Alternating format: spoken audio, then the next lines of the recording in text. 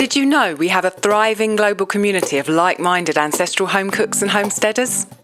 Every day on our Discord forum, we are discussing what we're cooking, what we're growing, what we're thinking about, what our latest struggles are, and supporting each other to fully embrace this beautiful lifestyle. As a patron member, you can also choose to access an extra private podcast feed, which includes monthly intimate chats where Andrea and I talk in depth about what's happening in our lives and kitchens. There are over 90 recordings waiting for you there right now. In addition, we've got a massive collection of inspiring and helpful downloads for you, including many recipes and videos. And once a month, you'll get to visit with myself, Andrea, and the community as we come together live and in person. Visit ancestralkitchenpodcast.com for all the details on how to join us. Come be part of our world and change yours.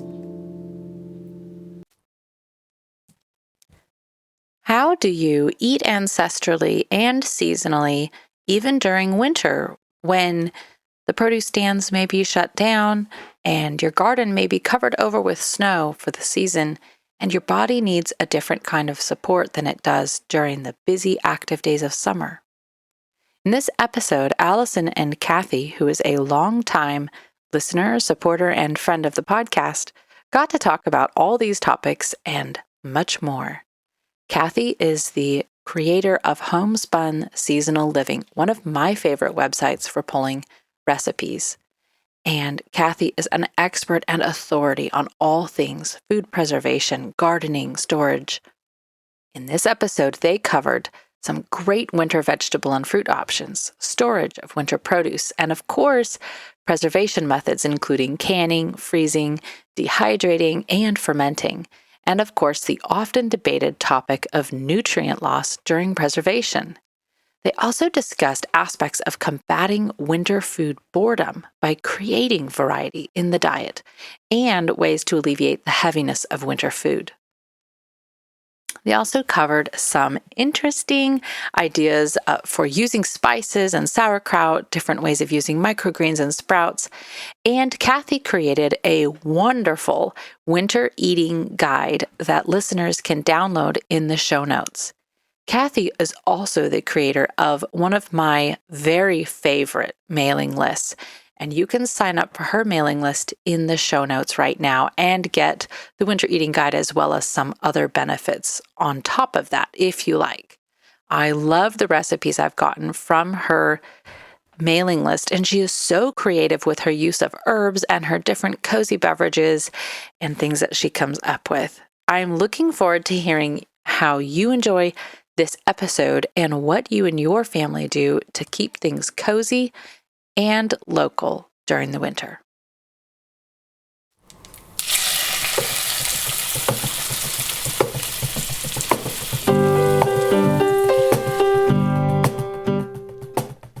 Welcome to the Ancestral Kitchen Podcast. I'm Alison, a European town dweller living in England. And I'm Andrea, living on a family farm in Northwest Washington State, USA. Pull up a chair at the table and join us as we talk about eating, cooking, and living with ancestral food wisdom in a modern world kitchen.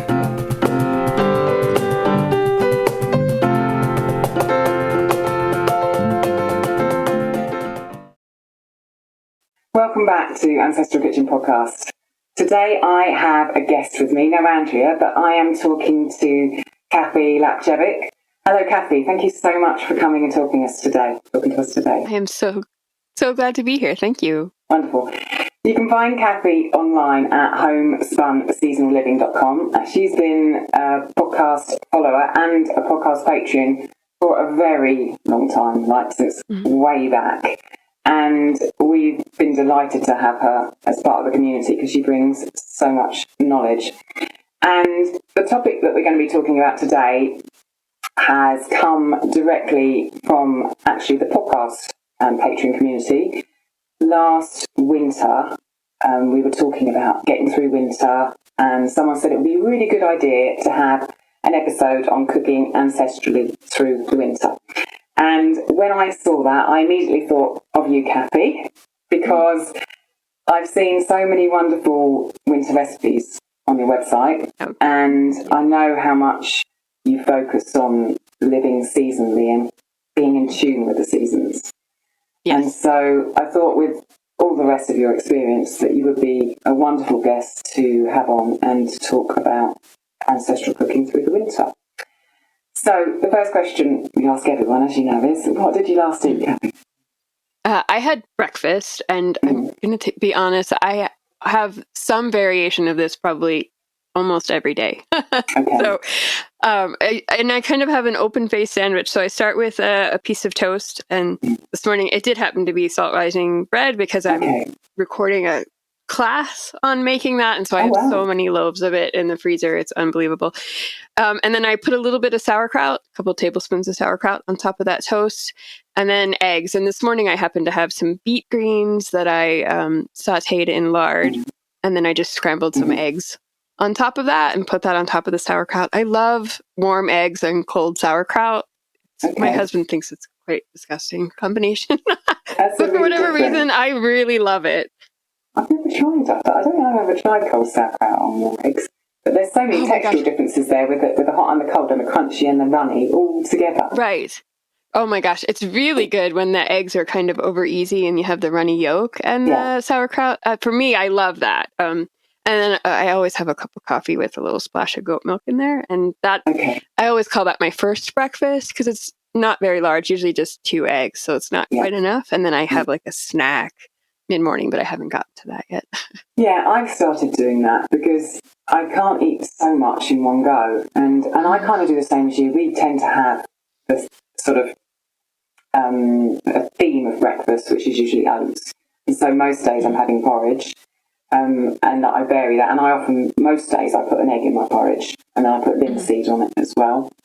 But then that's quite a small portion of porridge compared to other portions of porridge I've seen people eat. And I tend to have a second kind of snacky breakfast about 3 hours later. So I do the same. If you've been around ancestral food for very long or listened to the podcast for just a few episodes, you know liver is a superfood, and Allison and I both love it. You're looking at a food packed with vitamins A, K, a broad spectrum of B vitamins, CoQ10, bioavailable iron, plus many essential minerals. Liver is your first stop when seeking to gain energy and restore your health. Not only is it a delicacy and staple of traditional diets, it's the first thing most animal predators go for when they're hunting. Are you looking for a good way to work liver into your daily life, but getting it on the table just isn't happening yet or as much as you'd like? Or maybe, like I went through earlier this year, you're pregnant and you're pretty sick and not much food is staying down. This is where liver capsules come in. Allison and I are both supplementing our ancestral diets with liver capsules from One Earth Health. We get all the incredible benefits of liver, even when we're on the road, or preparing non-liver meals for our family, or we just can't get a hold of a liver, and the sourcing and preparation has all been handled for us. One Earth Health produces nutritious organ capsules from 100% grass-fed, New Zealand-raised cattle. Support the pod by purchasing through our link. You'll get 15% off your first order and 5% off subsequent orders. Go to ancestralkitchenpodcast.com/liver or check the show notes. I want to ask you about the salt rising bread because I know you've been making that for a long, long time because we talked about it briefly a couple of years ago. And I know what it's like to have a freezer full of things because when I did my rye course, I just had a freezer full of rye bread from all of the filming and all of the experiments. So talk to us a little bit about the sourdough bread and the salt rising bread and the course you've got coming up on that. So I don't have it booked yet. We've just been trying to do the video. One of the things with salt rising bread is it can be very finicky. And you may do the exact thing that you always do and it doesn't rise or the starter just doesn't get active for whatever reason. And so I've been trying to figure that out in a way that will take the guesswork out for people. Yeah. I think I have it. I think I have 2 different ways that will have almost always guaranteed success, which is because you have to keep the starter quite warm. It actually needs to be around 110 degrees for a number of hours. Right. And so way back when, our ancestors just did it with hot water bottles, and they found out all kinds of ways to do it because it's been around for a long time. But I have used a little bit of modern convenience and found that my dehydrator, because I have a thermostat on my dehydrator, and I can actually keep it at a constant temperature. But I've also found that a yogurt maker, like a commercial yogurt maker that you would plug in, also seems to work. But I'm trying to decide if that's just my model or if, you know what I mean? Like, would somebody else's model get too hot or not hot enough? Yeah, I think there is some variation between the different makes of yogurt makers. That's what the Catering community's kind of taught me. Yes, that's very true. And I'm very frugal, so I tend to buy everything secondhand. Yeah. And so often I buy things that, have been used and they may not even make that particular model anymore. And so we're trying to figure that out. But I have multiple of those because I've been trying to figure out how to make a with different kinds of flour and maybe like one with raisins and maybe one with herbs. And so there's like a lot of bread in the freezer. Can you explain in really succinct terms what the difference between sourdough and salt rising bread is? Okay, so for sourdough, obviously you keep a starter, right? Like you make a starter and you can just keep it alive for seemingly forever as long as you continue to feed it. But with salt rising bread, you actually make the starter every time. So you don't keep it and keep feeding it. And there's a couple of different ways to make the starter. There's potatoes and water. And then again, you keep it warm, or you can I've been using cornmeal and milk. I tend to find that the better. We just prefer it. So that's the two different methods that I have learned. There may be others, but those seem to be the most common. And does it taste like sourdough bread? It smells a little bit like sourdough bread when it's rising, like the that kind of yeasty smell. Yeah. But once it's baked, it has a different kind of smell to it. And a lot of people will say, I just don't like the way it smells. But it doesn't bother us. And it's very kind of cheesy in flavor. That's the best way to describe it. It uses a bacteria that is totally safe to eat. That's what causes the rising action. So it's not a yeast, like sourdough is kind of a yeast, but it's a bacteria in salt rising bread. Oh, that's absolutely fascinating. When do you think your course might be out? I'm hoping by the end of the year. I'm in talks with 2 different places online. Normally I do courses up myself on my own website, but there've been a couple other people who've been interested, and that would be easier for me. So, on how we get it all done. If you happen to have it done before this episode goes out, we will put links to it in the show notes for sure. So thank you. I'll let you know. Wonderful. Okay, let's get back to the topic. I tend to get off on some tangents there, but really interesting ones. Thank you. Thank you. So you've created a winter eating guide for our listeners because today's episode is all about ancestral cooking through the winter. And your guide has your philosophy in there for eating through winter, lots and lots of helpful ideas, tips, tricks, reminders, some great highlights of examples of seasonal produce. Plus, at the end, you've got some 4 recipes in there, which are simple, they're nutrient-dense, and they're seasonal. So you've got one for Hubbard squash and sausage soup.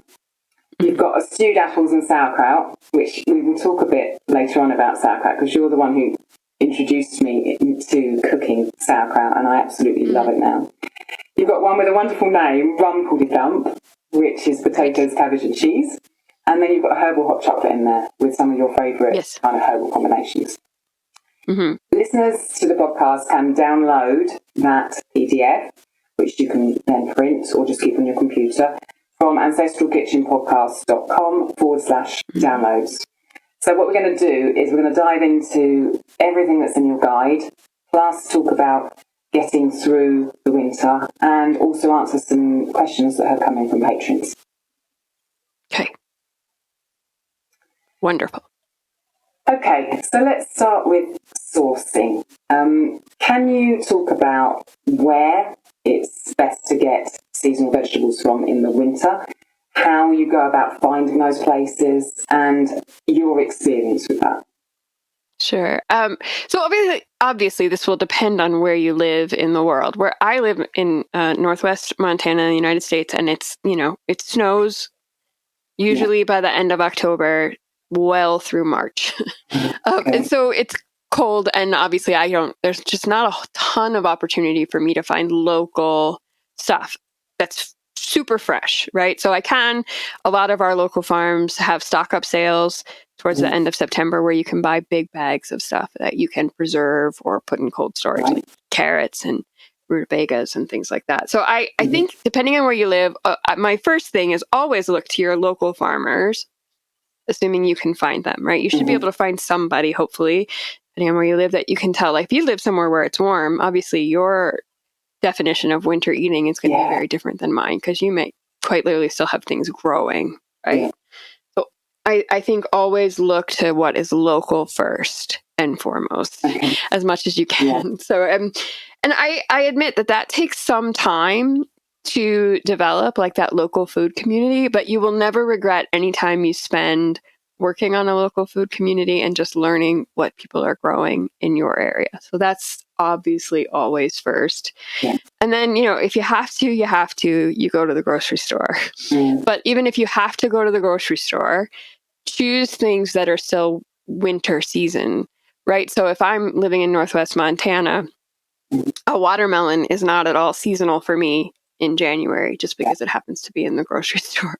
So try to pick things that are seasonal. Like in the winter, it is going to be your root vegetables. Cabbage tends to be quite hardy. A lot of greens, collards, turnip greens, kale, that kind of thing. Also very winter. Winter squash.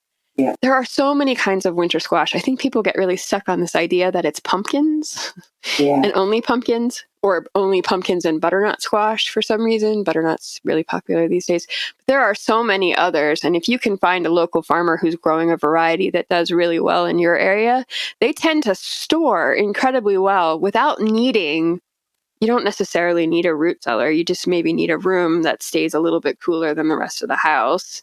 And they will last for months and months. Okay, so all of the squashes that would last, if you say you bought them in September, would you still be able to eat them in February, March?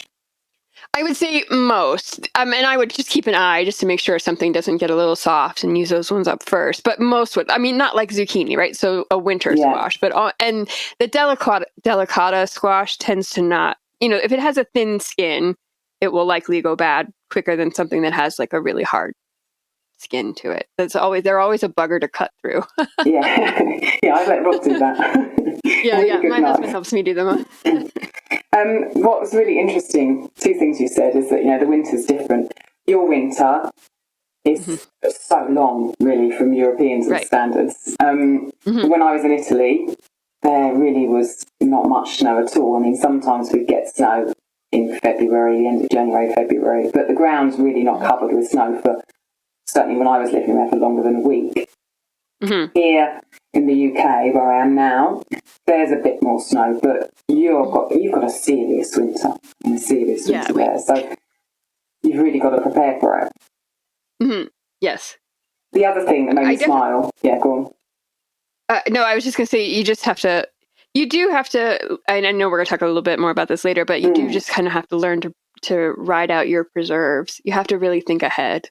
Yeah, I think I'm lucky in a way that I don't have to yet kind of approach that, because there's a longer season here and there's more available. So I'm not having to rely so heavily on stuff that I've preserved. I don't have to think about that in the summer and get that all sort of sorted out to keep me through the winter.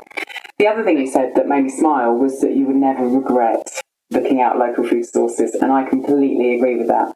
It is hard work, like you said. And you have to keep digging, and it might be talking to someone who knows someone who knows someone who knows someone. And it's frustrating at the beginning, particularly when you're in a new place, trying to find people. But it's so true. You never, ever regret it. Because the connections and the food and the joy that you get from that is wonderful. Right. So, what I wanted to say from my perspective is, we don't have a garden, and we've been doing this kind of eating like you for quite a long time, and it is harder in winter. We found it particularly harder towards the end of winter in what we call the hungry gap over here. I don't know if you use that term. Do you use that term? I haven't heard that, but I do love that idea. Yeah, it's kind of the phase where there's really not anything left, and you're waiting for the summer crops to start, and they're not quite there yet. And it's that phase where our diet goes from being almost all local down to kind of 80% local, because there's not so much around. And moving back to the UK, I'm trying to source all my food from the UK, which has changed from Italy because there's so much more local food available in Italy. And I started looking around for winter vegetables, and I'm noticing that there's not so many of them as there used to be. So I think I'm going to have to perhaps start growing some when I get a garden. We call rutabaga swede over here, and I've struggled to find swede. I don't find turnips particularly anywhere. So, and because my son doesn't eat potatoes, we really have to look for alternatives, and that's been quite a challenge. So do you think that it's just because it's the time of year? Do you think that your farmers, because those root vegetables tend to be sweeter after a frost, right? So do you think they just maybe don't have them for sale yet? Perhaps. I think I need another kind of year to kind of go through a winter or a couple of winters with different connections and see what I can find. I know when we lived in Cornwall, there was a farmer there who was growing swede. I mean, huge swede, they lasted just a long time. So I'm hoping you can find something like that again. And from the fruit side, basically all the fruit in winter is imported here, unless someone's been able to store their apples and their pears through the winter. But citrus is imported as well.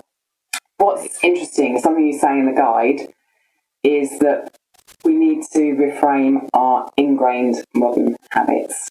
And I think, with the supermarket era, the last 50 years, more than that, people are so used to getting things from anywhere at any time of year. When we first came back to the UK, we went to my parents, and I just, I saw that there was beans from India and a sweet corn from Morocco, and this is just a supermarket in the south of England, Yeah. And I think it's sometimes easy to think, okay, well, I've just got to not eat anything from abroad, and that means my diet's going to be really dull and boring, and that's what I want to get into as we continue talking, that there are ways that you can reframe those ingrained modern habits, and you show in those lovely recipes in your guide, which people can download, that there are other ways you can do it where you're not feeling so restricted. Right. And I think, for example, my husband, I live where it's snow covered, so citrus doesn't grow here. It has to be imported from Texas or California or Florida. Okay. And, but my husband loves oranges. They are his favorite thing from childhood. I mean, quite literally he will tell stories about eating them when he would get home from school, right? He loves oranges. And I would just never be like, well, you absolutely can't have them because they're not local.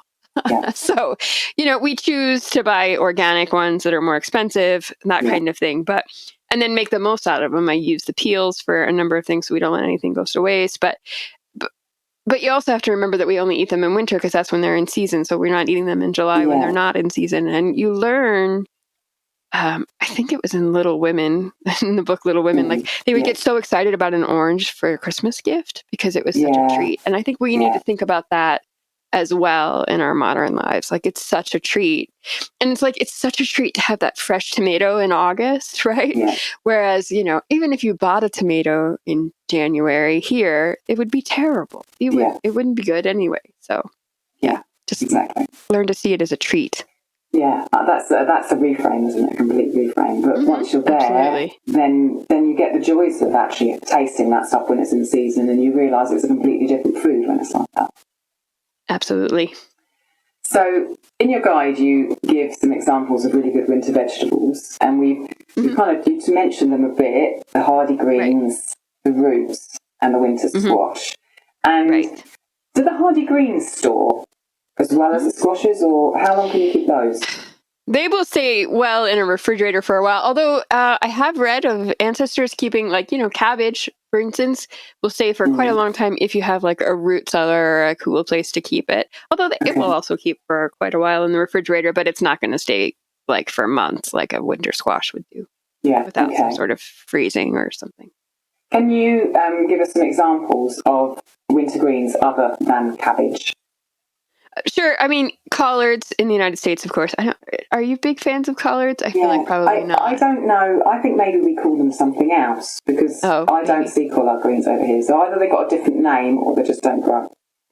Right. Sure. So kale, even your turnip greens or your swede greens, although they can sometimes get a little almost really tough, but yet you can cook them quite well. So any of those kind of beet greens too will last quite a while. I love beet greens personally. So Yeah, so do I. Yeah. So those kinds of greens will last quite a while. And in the refrigerator, you have to keep them cool. They're not going to stay well at like room temperature, but they last quite a while. And then of course, there's always growing sprouts. I think we forget about growing sprouts and their sprouts are incredibly nutrient dense. And when you really want a sandwich, and you can't really find lettuce or whatever, sprouts are amazing and a wonderfully easy thing to add to our diets. That's one of the questions that we had from one of the patrons, that just after a while, eating through winter, everything can get a bit heavy, because there's not that tomato, the cucumber, the lettuce, etc. And I feel like, your mention of sprouts answers that completely, because it's so fresh, it's so light, and it's crispy, and it's kind of like a summer food, and you can just bring that into sandwiches and into other dishes that you're making to bring that lightness when you've had so much heaviness. I think, so several years ago, there's a lady who does juice fasts locally, and she had potlucks, and she happened to have somebody had made popcorn sprouted greens or brought them to the potluck, and I fell in love with them, and they're still to this day my favorite kind of sprout. But I know, and I had never thought of it before that either, but they're really quite lovely. But I also really like mung bean sprouts, of course, are probably the most traditional, but radish sprouts are another thing that probably my third favorite, just because they have a little bit of a peppery bite to them, depending on the variety of radish that you grow, I guess. So I always let a few radishes go to seed in the garden. The bees love it when they're flowering, and then they have these wonderful little seed pods that aren't so great to like grow in the garden next year because they cross-pollinate terribly, but they're great for sprouts. Okay, wonderful. Thank you. Yeah. So. Okay, let's talk about fruit. What winter fruit do you have? So they do have to generally be, citrus is obviously a winter fruit, but depending on where you live, that might have to be trucked in from quite a long ways away. So winter fruits tend to be things that are preserved, dehydrated, canned, frozen, but also things that store really well. Apples, pears, those kinds of things that are a little sturdier and do really well in storage. Apples and pears can last a really long time in storage. They might start to get a little bit soft, but they're not ever terrible. And again, that's an ingrained food habit, because we're so used to crisp apples that kind of crunch from the supermarket, whereas that just wouldn't have been the case in the past. We would have had apples that were softer. And so... That's right. Absolutely. Okay. You mentioned the role of dehydrated canned and frozen foods a minute ago. So let's talk about the role of preserved foods in general in the winter. How much preserved food do you use through the winter there? I probably have something at almost every meal that's preserved in the winter. So whether it's sauerkraut, so something fermented at breakfast, almost always that. And then in the winter, we are blessed with a gigantic old apple tree that provides us hundreds of pounds of apples. But I don't have a really good way to store them. Plus, it's not organic. They tend to be bruised a lot, so they're not good for storage. But to just store whole. But we make and can a lot of applesauce. I don't add any sugar to that. It's just apples, water to cook it down, a little bit of lemon juice to, keep it from getting brown, and we eat a lot of that in the winter. A lot of it. And I also can other things like peaches or sometimes pears, nectarines, that kind of thing. We have a wonderful local sweet cherry orchards, and so I can some of those. And then dehydrate some things. My husband quite likes dehydrated apricots, so we'll dehydrate those in the winter. And this is all stuff that you can do. You don't have to add sugar to any of this stuff. Everybody always thinks that when you have to use like pounds and pounds of white sugar, and you absolutely don't have to. So you can just can fruit as it is without any sugar at all. That's right. You can can it in water. The thing to know about that is because the canning process does the actual preservation for you. It's not the sugar. The thing to know is that if you don't have a little bit of sugar in there, you can use fruit juice as well. you can also just use plain water. It tends to get a little softer. The texture is a little softer if you don't have a little bit of sugar in there, but so what? Again, so what? Exactly. So we, when I can, cherries, for example, I tend to do it in apple juice just because it keeps them slightly firmer. But, and then I use the apple juice for something else later. But you don't have to do that. So that's important to know. And we freeze berries because they don't can well. Okay. I have a huge raspberry patch, and so we tend to, I mean, you can make a jam or a jelly or something like that if you want, but we're a household of 2 adults. So you're not really getting through those. Even most of our family at this point aren't young children, so we don't really There's need something jam. in your download where you talk about freezing pesto, and I think that's such a good idea because herbs, even if we've got just a garden box, a window box, or just some containers in the garden, it's really easy to have prolific herbs, they just go everywhere. And so the idea of making a pesto and then freezing that, and we think of pesto automatically as being on a pasta sauce, but I know that I've frozen bits of pesto before, and it's great on a fried egg, it's great in a sauce or in a soup that you're making, you don't have to just have it as pesto. So that's like a burst of amazing basil or oregano in the middle of winter can absolutely change your meal and therefore change how you feel about the day. I really love that idea. Right, and I will use pesto instead of tomato sauce. Yeah, I've done that in the past as well. It's not traditional by any ways, but I quite like that. Right, and you can also make compound butters where you mix the herbs with butter and you beat it all together and then just freeze it, and then you can use that for millions of things. Yeah. Like you just have to learn to get a little creative. I don't can. We do have a dehydrator, so I dehydrate some things, but we tend to freeze mostly. And blackberries grow everywhere in the UK and in Italy. And I feel like we were having this discussion on Patreon in the Discord forum with another patron who's in the UK, that blackberries cost so much money in the stores here, and yet they grow just down every kind of lane and at the side of every single field, and you just go and pack them and come back with absolutely punnets and punnets of them. And then, of course, we're freezing them. And I guess you do this with your berries on trays first to keep them separate and then tipping them into some other container. You do that, yeah? Yes. Yeah.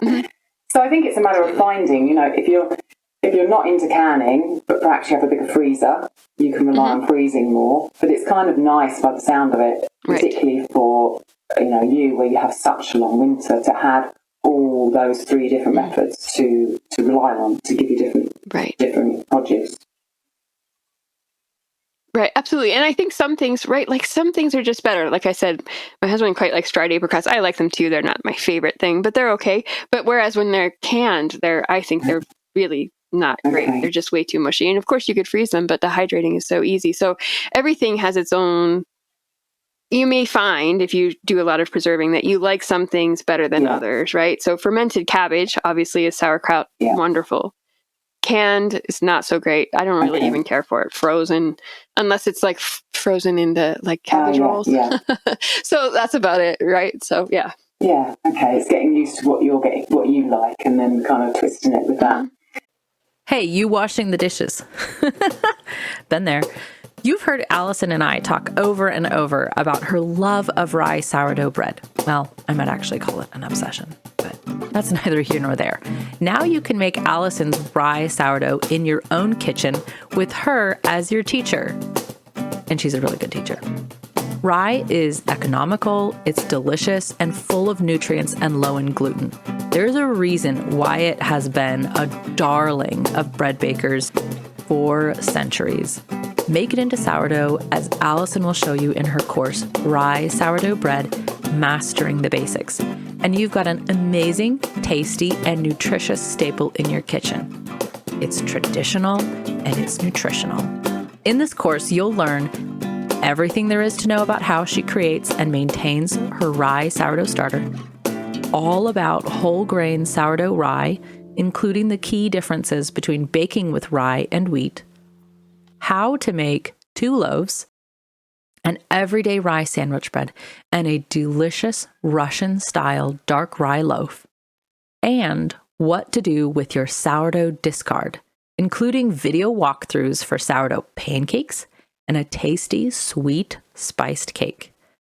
Head to www.ancestralkitchen.com/rye. Okay, let's talk about nutrition. And we've had some questions, particularly from patrons on that. Hannah asked, I wonder how I can get the best nutrition from winter vegetables. I presume things like green beans that have been in cold storage for months are not going to be as nutritious, for example. What do you say to that? Right. Okay, so there actually have been some really great studies, and I'm not going to quote them all. A quick search online will prove this. But are they as nutritious as something that was harvested, 5 minutes ago? No, but everything degrades, right? As soon as it's harvested, the nutrition starts to degrade. That's just absolutely been proven after study after study after study. So are they as nutritious? No. Are they without nutrition? Yeah. No. Of course they're going to be nutritious. It's still better than eating, something that's covered in sort of some kind of weird sauce from the frozen part of the grocery store, right? So I say, our ancestors would not have had the choice, frankly. And we have the choice only because we have grocery stores. So I still say anything that you have preserved or that was grown locally is a better choice than something that's been trucked in from somewhere. Laura asked she said that finding seasonal veggies is her most obvious question. We've kind of talked about that. She says that she relies on fermented, frozen, or pickled veggies. She hasn't learned how to pressure can yet.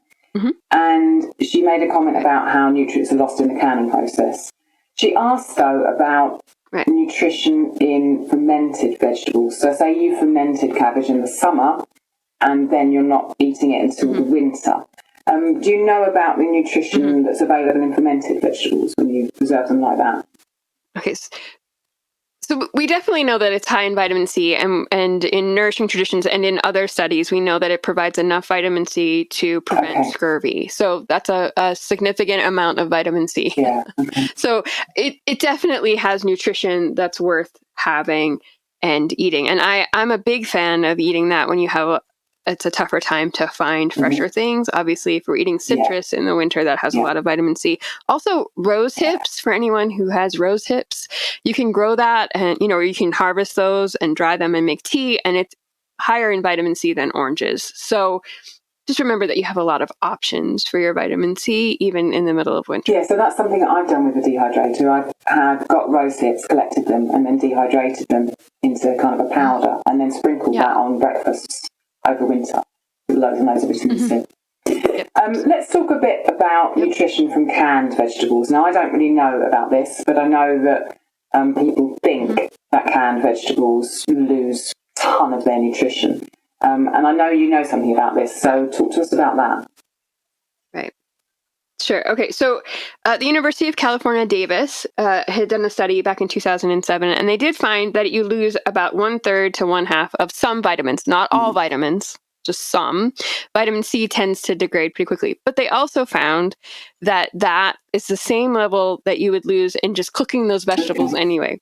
So if you were going to cook those fresh green beans, boil them in a soup or whatever, you're losing the same amount of nutrition as you would through canning. So it's not. There is this perception that once you can something, it's completely devoid of nutrition, and that's simply not true. It hasn't been true. There are vitamin C, vitamin A, thiamine, and riboflavin tend to be the vitamins that are most affected by the canning process, which are also affected by the cooking process. And it's important to remember that some vegetables actually grow in nutrition when they've been cooked, in certain things, tomatoes, for example. So it's not like you're not destroying all nutrition.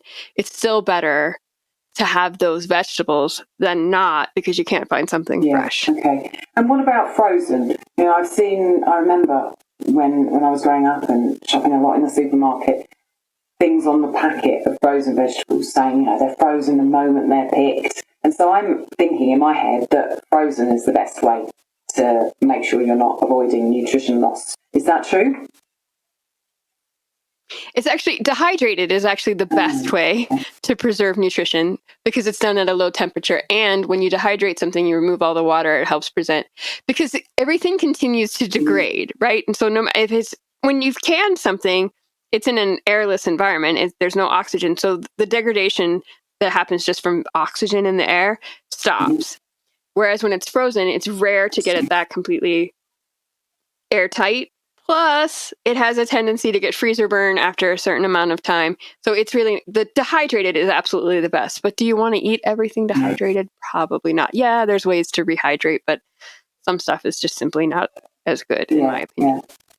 I will definitely dehydrate some greens.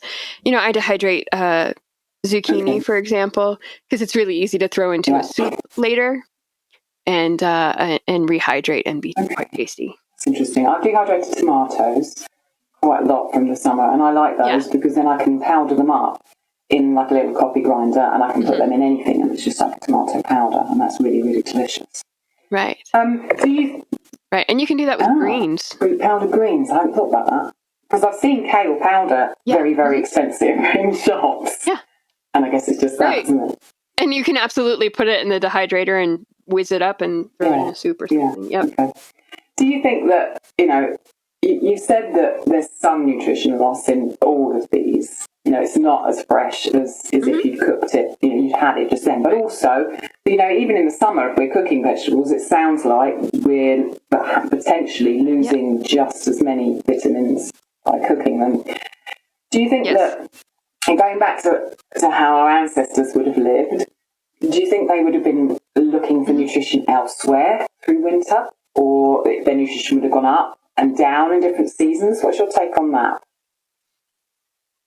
I do believe it goes up and down. There's a really great book called Full Moon Feast. And it's very much based on the Western Price Foundation principles. But she talks a lot about how our ancestors ate, different moons. Like there's a hunger moon, and there's a milk moon, and there's an egg moon based on what was available to us. It's a really great book. I highly recommend it. But our ancestors simply made use of what was available to them, and they were grateful.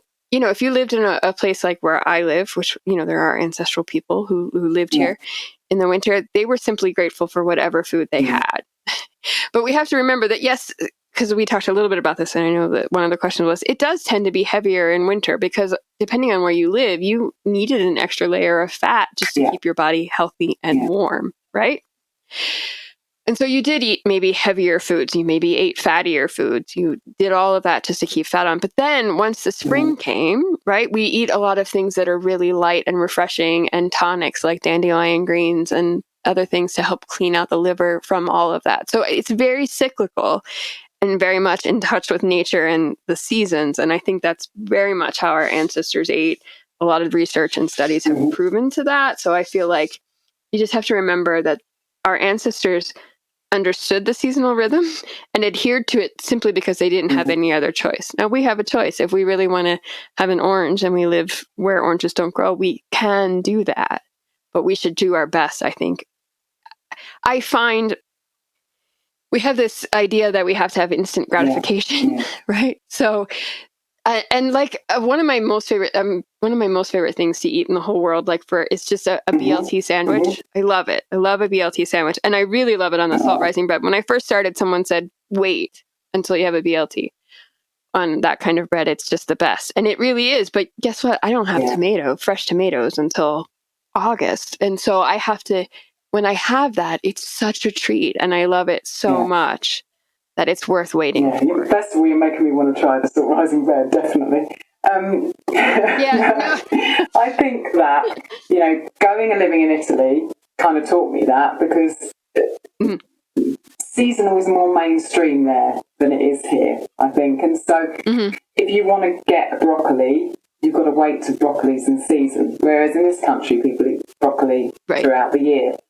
And I learned to just realise how much I loved broccoli because I would literally just get excited by the fact that, oh my gosh, the broccoli's back, And I was just, I'd boil the broccoli and cook it for about 2 weeks, because I just so much broccoli and I loved it. And it's given me an appreciation for food that I did not have when I was younger.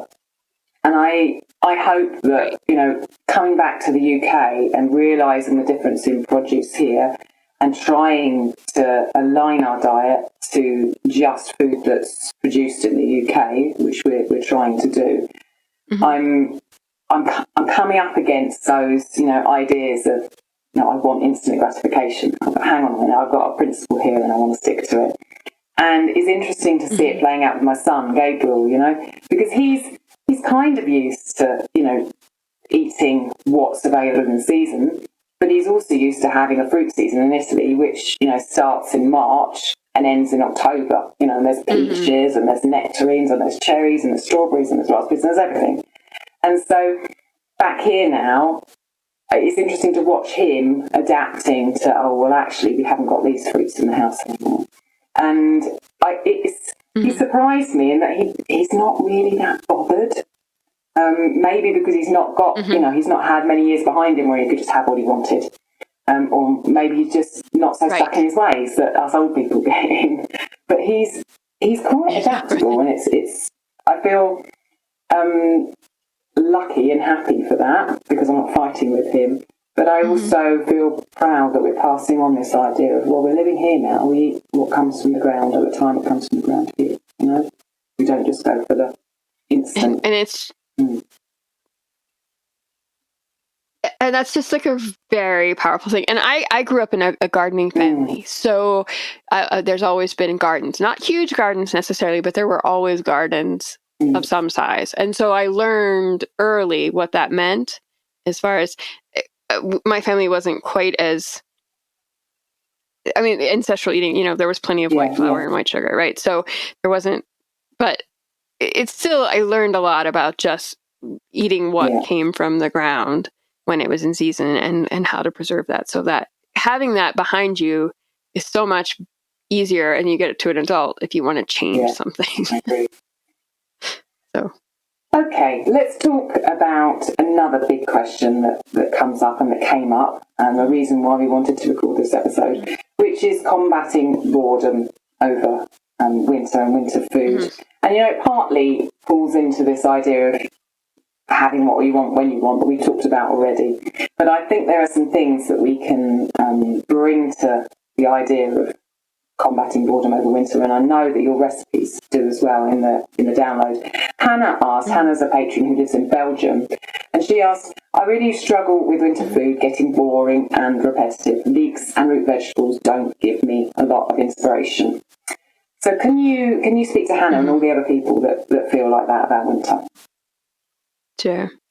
So I would say maybe switch to winter squash if they just aren't your thing, right? Like I know I love beets, for example, but I know plenty of people who think beets just taste like dirt, right? And don't want to eat them. So I think you should find what you like and find as many ways as possible to prepare those that you enjoy eating. Find good cookbooks, find other people who can share recipes with you. I love hearing people's recipes and their stories around food. It's one of my most favorite things in the whole world. So I want to know how people eat those foods that maybe I'm a bit bored with, and how can I prepare them in different ways. And if you're used to eating them only as a side dish, maybe you try to puree them in a soup or try something a little bit different. I know I use the word casserole pretty loosely. I know a lot of us, when we think of casseroles, we think of like, the canned cream of mushroom soup and like noodles. But that, for me, a casserole is just anything that's baked in a dish with a conglomeration of ingredients. And so it could just simply be kind of like cabbage chopped up with some ground beef and other vegetables and like a nice little tomato sauce or pesto sauce just baked up and served. So I think just try to find things that you will enjoy that are maybe a bit different. And once you find something that you really like, whether it's a stir fry or a pizza or a casserole, just try to play with that in a way that feels good, but is not so boring that you're like tired of it, right? Like, because I know what that's like too, right? You just like, oh my gosh, this is like the third time this month, the sixth time, because we tend to have lots of leftovers at my house, that we've eaten beef and barley soup or whatever. So you just try to have to find things that are different. And I cannot stress enough how important it is to just look for new recipes. I agree with that. I feel like, we have an absolute world at our fingertips with the internet, that you can look up any recipe from anywhere in the world and find it. And so with those staples like kale or like leeks, onions, squashes, they're foods that so many cultures have, and so many cultures have their own take on, different spices, different cooking methods. And just, I think if you're bored of one type of ingredient, to do a YouTube search or a Google search for, Moroccan recipes with kale, or, Angolan recipes with kale, or Eastern European recipes with kale, you will find tons of different ways of cooking it, which I think are very exciting. I mean, I find them exciting. I know that, I agree. And you mentioned spices, and I think that's the important thing too, is just to keep a well-stocked pantry of the different types of spices. I'm able, I don't know for you, I'm able in my my local health food store has all the spices like in bulk. There's an entire wall full of choices, and I can buy just a couple of tablespoons to try something new if I haven't before. And I can't recommend that highly enough. Just have that around. That makes a big difference. I agree with you. We often cook here, and there's a 1-pan cast iron ground meat recipe in the podcast cookbook, and it's just basically a template for put in whatever ground meat you have, put in whatever vegetables you have. It's nice to have something kind of oniony or leeky in there to start with. And we make that so many different ways. I mean, every way we make it, every time is different. My son did it for lunch today, and we had pork, and we had mushrooms and onions and cauliflower. And then he put some cumin seeds and nigella seeds in it. And it tastes completely different. The next day we might have it with lamb, with kale, with some sumac or something instead, you're right, you're so right about the spices. Spices are a journey. There's so much to learn, and the different flavours. There's a whole world of spices that I didn't know about 10 years ago that I know about now, and I love them. So I think having that stacked spice pack is really very important, definitely. I also wanted to talk about keeping everyone happy. Another patron, Bridget, asked that she grew up eating soup with bread as a meal, but she said her husband tells her that it's not a real meal, and it's a starter, an appetizer. He likes her stews, but she thinks that those can be heavy, and she gets kind of a bit fed up with those. So she asked if there was something that she could serve alongside the soup, maybe, for those who need more hearty meals. Right. So one of the things I highly recommend is you can, of course, just serve the soup on the side with like the ground beef skillet meal. You know what I mean? If that feels better to you. But you can also cook your grains separately. Like if you wanted to make a beef and barley. So you soak your barley, and then you cook it and you keep it separate. And then you can just add the barley to your husband's soup to make it a bit thicker and heartier for him, and keep it out of yours, which might just have a bit of meat and some broth and some veggies. So, and whatever grain that you might like to have. My husband quite likes beef and barley soup. That's why I'm using that as an example. But, and we buy half of a local cow every fall. And so I get the bones, and we tend to have a lot of meat for soup. So that we eat a lot of that kind of thing. And I understand that men in particular seem to want a heartier, soup. And so I think try to switch it up a little bit, where you still have all the ingredients, but you can maybe make it a little bit lighter for yourself and a little bit heavier for him. But it's not like you're making two separate meals. You're just cooking an extra pot of barley to add to his soup, which makes it a little bit heartier, and have that with bread, which, I quite love. But I also think it's fine to have a lighter soup and serve it alongside cabbage rolls or some sort of casserole to appease everyone, because you don't want to be cooking. I'm not going to be cooking 4 different meals for 4 different people. I think with the barley example that you gave, you could cook up more of it and put it in the fridge, and then the next day you could stir some of the barley into the soup again, and it would warm it up, and you could serve it. So you could have like soup for 3 days and kind of do some barley for 3 days and then stir it in. I sometimes put leftovers into soup. If there's some leftover meat from the previous day, I will sometimes chop that up and put it into soup as well. It's kind of the same thing as you're saying there. Right. And the nice thing about keeping the barley separate from the rest of the whole soup is that if you store it like for the next day, it tends to get really thick, right? Because the barley will continue to absorb the broth. So if you store it separately, you won't have to be like watering it down every day. Completely.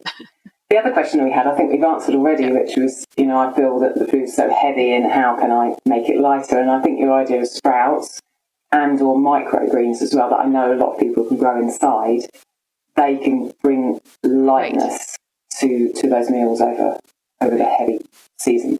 Right. I want to talk, And I would also say this really quickly, just because I happen to have a local place that grows hydroponic tomatoes.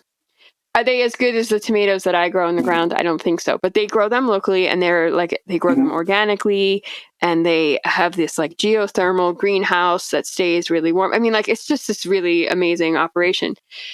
And so I can buy tomatoes from them that are local in January, February, if I wanted to. So again, build your local food community. And if you really want to have something like that, it may be available to you locally. It is probably going to be expensive. Yeah. But if you see it as an occasional treat, not as a staple, you can probably still have maybe that cucumber or that tomato if you can find a greenhouse that is able to grow them indoors in the winter. Right. Thank you. Let's talk about the 4 recipes that are in your download. I mentioned them earlier on, and I want to know kind of why you picked them and what you feel about them. So could you talk us through them? Sure. So the Hubbard squash and sausage soup, I just love. Now, you could use, again, any winter squash can replace it. So if you don't have Hubbard squash, feel free to use pumpkin or butternut or buttercup or whatever. So I love that because it's creamy because it uses coconut milk and not like cream. Cow milk and I don't get along so well. I do goat milk, but goat milk, when it's been cooked, I don't care for it. It gets a little goaty. So it has coconut milk from the can, which gives it a wonderful, and it is heavy. I want to admit that is heavy, and the sausage, and it just all plays together really well in a way that is warm and thick, and you don't need a lot of it. So it's a very nice meal with a piece of bread. It's one of my probably favorite soups in the winter, without a doubt. And the nice thing about winter squash is it is higher in calorie. It can really keep you going for a long time. It has a lot of nutrients. And like I said, it stores really well. So that's one of my reasons. We eat a lot of winter squash. I grow it. It grows well where I live. And so it's just something we eat a lot of. Nice. Okay, the next one. Yeah. Oh, the stewed apples. The stewed apples. Sauerkraut. So when we were talking about recipes, I love vintage cookbooks. Love them. And so I have a tendency to pick them up whenever I see them at like a yard sale or whatever. But I'm also blessed with what would have been my mother-in-law's, one of her Joy of Cooking cookbooks from like the 1940s. I have my grandmother's cookbooks from like the 1940s. And they're really wonderful. And the stewed apples and sauerkraut was inspired by a recipe in one of my grandmother's cookbooks where, you just quite literally stew apples and sauerkraut together. And it's a really wonderful kind of sweet and savory combination. I put a little bit of seeds in there and you can switch that up for whatever you have. A little bit of butter makes it rich, but it's light and wonderful. And I know some people get really upset because of the idea of cooking sauerkraut, but my grandmother always cooked sauerkraut. I mean, not always, but it was definitely cooked Where in was she meals. from? And so I don't have that here. Serbia. Okay. Serbian. So she would, and it never bothered us to have it that way. But we also lived I grew up in Western Pennsylvania near Pittsburgh, and it's a real melting pot of cultures there. So just because your family ate a recipe doesn't necessarily mean it could have been from your neighbor's ancestral heritage. Do you know what I mean? So it was a real mix of Italian, Serbian, English, all that kind of stuff. So I love the stewed apple, and I really like sauerkraut and apples baked with a little bit of cheese too, which I know sounds odd, but it's quite good. Apples and sauerkraut, something about that combination.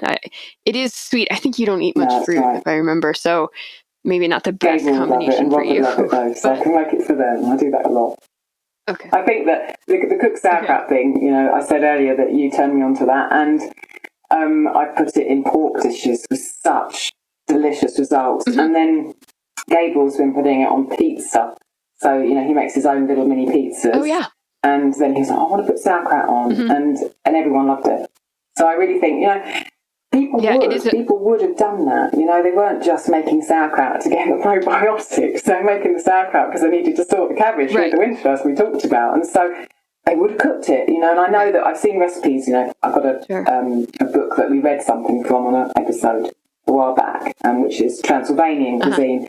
And there's tons of recipes in there with loads of cooked sauerkraut in, like, you know, really large portions of sauerkraut in. And they all taste amazing. Right. So I think if anyone listening hasn't done that, it's definitely something you need to try, because cooked sauerkraut is amazing. Right. It is. It's really good with pork. My grandma, I don't know if this is true or where this came from, but we always had sauerkraut with pork on New Year's Day because it was supposed to bring you good luck. I don't know where that tradition is from, but that was something we always ate in my house. Nice, okay. So talk about the recipe with the cool name next. The Rumpelithump, which is a Scottish recipe. It's a Scottish recipe that I learned from a cookbook. I believe the cookbook is called Cooking Up the Harvest. It's a kind of a book about winter eating, and it's from there. Now, traditionally, I understand that it was not made with potatoes. It was made with rutabagas or sweets. So if you don't want to make it with potatoes, you could try that. And it's just potatoes, cabbage, and cheese all cooked up. And how can that ever be bad? Right? So, we generally make it with potatoes. I think I have made it with like a mix of potatoes and rutabagas, and I thought it was quite tasty. We like rutabagas. We make it with sweet here because, as I say, Gabriel doesn't eat potatoes, and I love sweet. So I can imagine Scott's doing it sweet, because I've just been reading a book, kind of reminiscences of about 1900 in Scotland, of a guy who lived on a farm, and sweets were everywhere. You know, rutabagas were everywhere. So I can imagine they definitely did that. Right. And that's something that I would like to try here, because I do love sweet.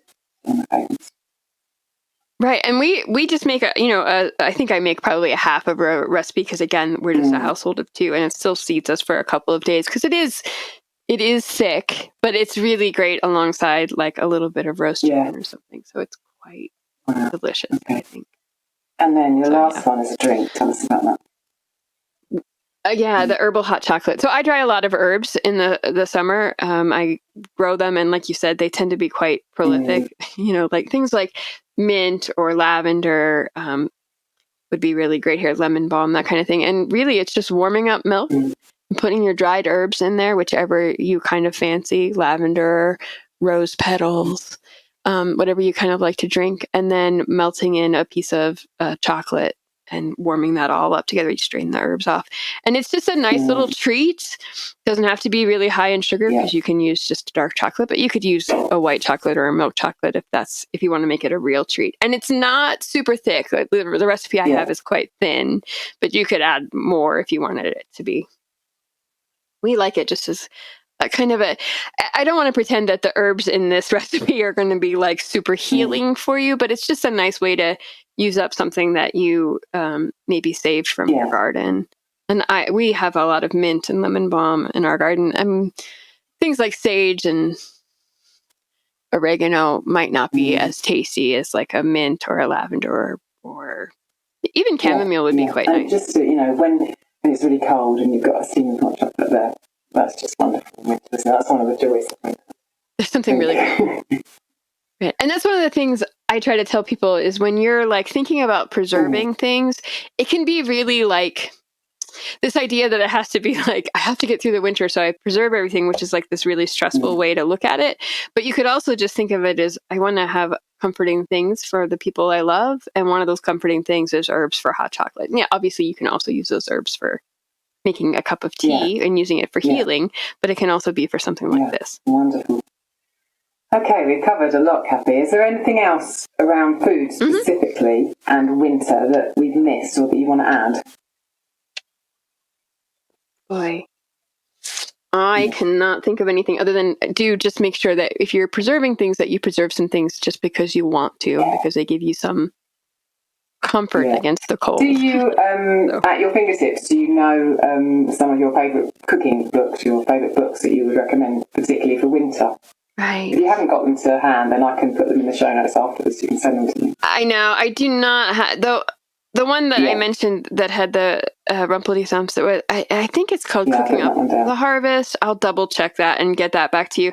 Where it was it's just a book, and it really has a lot of recipes for root vegetables, and it is not an ancestral kitchen kind of I mean, it's not specifically, because in the dessert section, it's a lot of like white flour, but in like the main cooking portion of it is very ancestral. Okay. So it's quite wonderful from that perspective.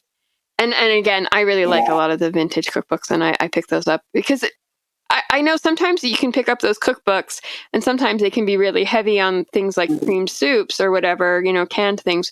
But if you really take your time and look through them, you'll find a lot of recipes that don't have those things, that are very easy and simple to make and very much in line with ancestral principles. Yeah. So I always say look for those kinds of things. I think you're not the only one. And definitely, like you said, those. I mean, I love them. I know that listeners love them, and I know that we talk about them often on the Discord Patreon forum as well. So I think you're in good company. There's lots of people who love kind of picking through those and finding. Sometimes you just find gems and you're like, oh, I never would have done it like that. And it's so simple and it works. Right. And then the Full Moon Feast, cannot remember the name of the author of that book off the top of my head, but it is called Full Moon Feast. And it's quite literally 13 chapters based on the full moons of the year, based on how ancestral people would have. And then at the end of every chapter, there are some recipes that are quite wonderful. This episode is going to go out, I think, at the end of November. So we will be approaching probably the depths of winter, close to it. Do you have any other tips for people alongside the food that, because I know you focus so much on seasonal living and it's not just food that you cover in your work and in your writings. Right. What other things would you pass on to listeners about getting through winter? I would say get outside. I think, especially if you live somewhere where it's really snowy, you have a tendency to want to hole up in the house next to the wood stove or the fire or the heat, and that's wonderful. And you should do that. Obviously, stay warm but I think get outside. It's really important to just be with nature and see what. There's something that really happens if you really pay attention, even if it's just to your own backyard, even if you just walk around the block of your neighborhood and just pay attention in each season what the earth is doing, there's so much inner peace that comes with that. And if you allow yourself, I would really recommend, if at all possible, to do that without technology. Leave your cell phone at home. I know every time I say that, people freak out. What if something happens? Well, okay, if you feel like that's why, just keep it in your pocket. Don't, you can take a walk without having to take a picture of everything and just enjoy it. So just disconnect from technology and connect with the earth, even in winter, or especially in winter.